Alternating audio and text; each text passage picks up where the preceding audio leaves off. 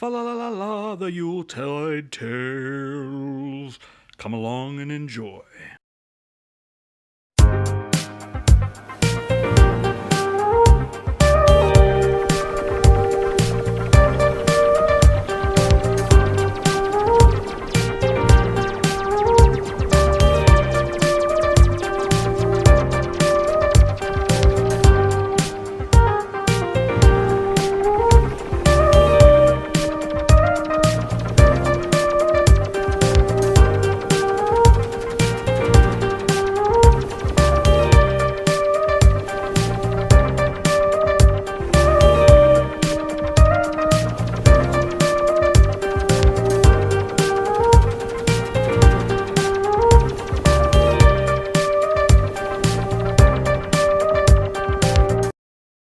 So hello once again, and welcome to another episode of Yuletide Tales. Today we are dealing with Noel Baba. We actually referenced him in the last video for Père Noël from France. So there were some influences with the name as well, with Noel Baba here in Turkey.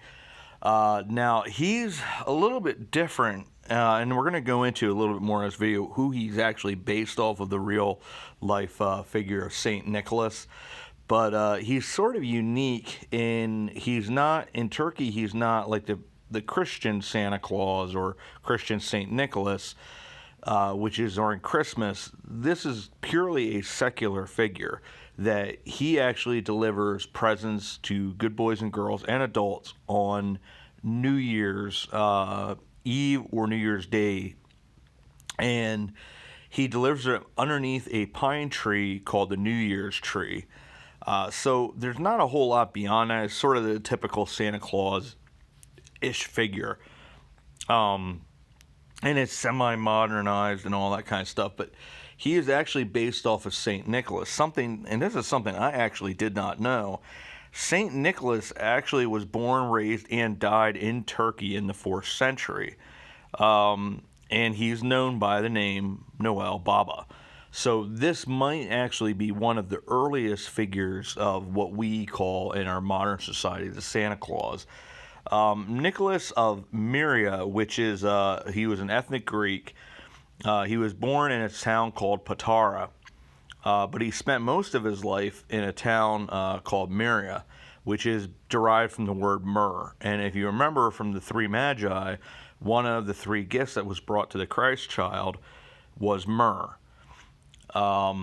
He was also something that you didn't know. He was actually born into a very rich family, and he actually was the only child. So when his parents passed away, he inherited tremendous fortune, later becoming the Bishop of Myria. Now it's Demira near Antalya.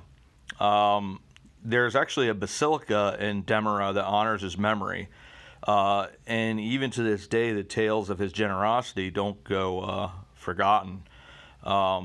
They still tell of these folk tales, if you will, the bishop tiptoeing through the streets of the old town and tossing bags of gold through open windows or down chimneys. He's said the one story is known as the 3 sacks of gold, which a little tidbit of information which I thought this was cool. On the pawn shops, you'll see those 3 gold balls. This is actually based off of this story. He had there was a nobleman who was pretty poor, and he wasn't able to give a dowry for his daughter, which was common back then. And he wound up bestowing this guy with 3 bags of gold. Now, you think huge sacks of gold. These were just small bags of gold. And the story will let you know this. So the window was open. So the first 2 times he went by, he threw these bags of gold through the window.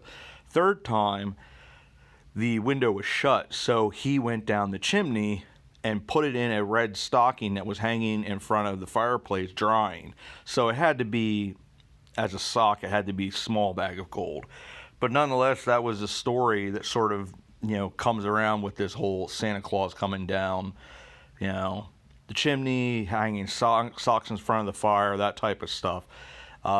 Pretty unique is sort of where you see the beginnings of the Santa Claus tale. And also, it's pretty neat that you look at the 3 golden balls for the pawn shops are actually based off of this particular story, which is pretty cool. How history and these different unique sayings or unique symbols, where their meaning actually comes from. Now, he died in 323 on December 6th, which is an important day because they call it Saint Nicolas Day. And they actually buried him in this elaborate marble sarcophagus. And periodically they would fill it with, like from the top, this fragrant oil. And the oil dripped down through the cavities in this sarcophagus. And through this, the priests wound up making a pretty lucrative business of selling this oil to travelers because they thought it had miraculous abilities because of Saint Nicholas. And he is known for as well a lot of different miracles and those types of things, partially for his sainthood. That's how that happened. Now, the Saint Nicholas Church was built in the 5th century in his memory, and it's one of the oldest in Turkey. Eventually, the tales of Saint Nicholas spread westward, and in April of 1087, merchants from Italy wound up ransacking the saint's grave and took his bones to Italy, believing that would bring them wealth. It's pretty awful. It's like, really, people? But based on that event, Bari and Antalya were declared sister cities several years ago. Now, a few of the remains from his sarcophagus are still on display in the Antalya Museum. It sounds like in 1826, a Russian prince had the church restored by an architect. So supposedly may have found a sarcophagus somewhere inside that's believed to be that of St. Nicholas, so maybe they ransacked the wrong sarcophagus, who knows. But every year on December 6th, the day St. Nicholas died, there's a service in the St. Nicholas Church in Demira.